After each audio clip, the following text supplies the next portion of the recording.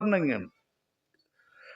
संस्थेमध्ये आळंदीला 100 वर्षापूर्वी, आता शताब्दी सोहळा झालाय, 100 वर्षापासून अध्यापकांनी म्हातारे होईपर्यंत, जर्जर होईपर्यंत तुम्हाला शिकवलेलं आहे, फुकट शिकवलेलं आहे. माधुकरी करून लोकांनी तुम्हाला फुकट शिकवलेलं आहे, फुकट कीर्तनकार बनवलेलं आहे. कीर्तनकार तुम्ही बनलेले नाही, जनतेने तुम्हाला बनवलेलं आहे. देवाने तुमची प्रतिभा तुम्हाला दाखवलेली आहे आणि ही प्रतिभा पुन्हा देवाला तुम्ही समर्पण केली पाहिजे. आणि ह्याच्यासाठी त्यागी तपस्वी कीर्तनकार महाराज झाले पाहिजेत. धंदेवाईक नको. एका कीर्तनाचे 20-20 हजार, 40-40 हजार रुपये, 30-30 हजार रुपये घेतात. लाज वाटली पाहिजे तुम्हाला.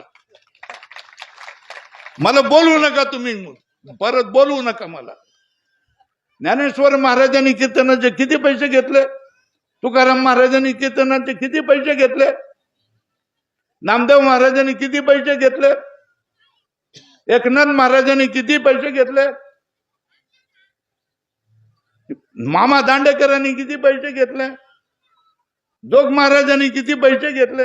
सांगा तर मला ना, किती पैसे, त्यावेळेला रेट काय होता तो तर मला सांगून द्या ना. कीर्तनाचा धंदा करू नका, पाप लागेल तुम्हाला. संप्रदायाचा नाश करणारे तुम्ही विनाशकारी लोक ठराल.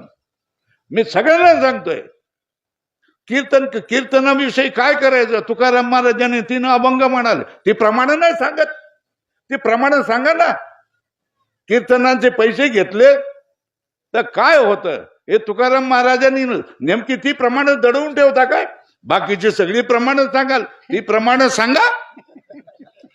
नाही सांगणार ते प्रमाण, त्यांचं ते पाठ नाही ते सांगा ना, ते सांगा. कीर्तनाचा धंदा करू नका, संस्थेचा धंदा करू नका. एका संस्थेमध्ये किती पैसे घेतात? 10,000, 20,000, 30,000, 40,000. तुम्ही फुकट शिकले आणि लोकांकडून काय करता? आमच्या जीवावर तुम्ही धंदा करणार, आमच्या जीवावर तुम्ही बायका पोरांना पोसणार. खोटं आहे तुमचं. कसं नाही, काय नाही खरं. तुमच्याकडून काही काम होऊ शकणार नाही. तुम्ही आता तर मी बोलतोय, कळकळीने बोलतोय, हृदयापासून बोलतोय. तुम्ही काय करायला सज्ज व्हा की आम्ही देखील स्वामीजी सारखं, जंगले महाराज शास्त्री सारखं आम्ही देखील काम करू. अरे किती घडवलेले आहेत संस्थेने, किती वारकरी घडवलेले आहेत, महाराजांनी किती वारकरी घडवलेले आहेत, आमच्यासारख्याने किती घडवलेले आहेत. एवढे सगळे जर कामाला लागले तर अधर्म सगळा काय जाऊन पळून जाईल, पाप सगळं पळून जाईल. आम्ही कामाला लागले पाहिजे ना. आमच्या आम्ही जे शिकलो ते पोटा पाण्यासाठी काय वापर करायचा का? आपल्या बायका पोरं पोसण्यासाठी काय वापर त्याचा करायचा? मग कशासाठी करायचा? धर्म आणि देवा धर्माचा प्रचार करण्यासाठीच करायचा. आणि तुम्ही लग्न करता, अरे परमार्थाच्या वर शिडीवर चढलेला आहेत आणि तुम्ही लग्न करताय. एकुलता एक मुलगा आहे, एकुलता एक मी मुलगा आहे, माझ्याशिवाय कसं होईल? माझ्या ह्याच्यामध्ये आई वडिलांच्या तोंडामध्ये पाणी कोण घालील? असले तरी जी भाषा करता आणि लग्न करता तुम्ही. तो एकुलता एक मुलगा आहे, याला सोडलं यांनी. आई बाप किती धन्य आहे ते, ज्याची आता आपण काय केलं, सत्कार केला. केवढं मोठं काळीज असलं पाहिजे सांगा, केवढं मोठं काळीज असलं पाहिजे की एकुलता एक मुलगा धर्माला देऊन टाकला. देता महाराजाचा मुलगा कधी महाराज बनतो का? नाही बनत. बनतो का? नाही बनत. वकिलाचा मुलगा वकील बनतो, शिक्षकाचा मुलगा शिक्षक बनतो. महाराजाचा मुलगा महाराज बनतो का? नाही. डॉक्टर, वकील, इंजिनियर तो बी बनून जातो. कसा काय बनून जातो? मग तुम्ही काय संस्कार केला? मुलावर तर तुम्ही संस्कार करू शकला नाही. स्वतःच्या मुलावर जर तुम्ही संस्कार करू शकला नाही, अहो किती वर्षाची, अनेक पिढ्याची परंपरा बिघडवून टाकणारी मुलं पैदा झालेली आहेत. कोणाकडे? कीर्तनकाराकडे, प्रसिद्ध कीर्तनकारांकडे.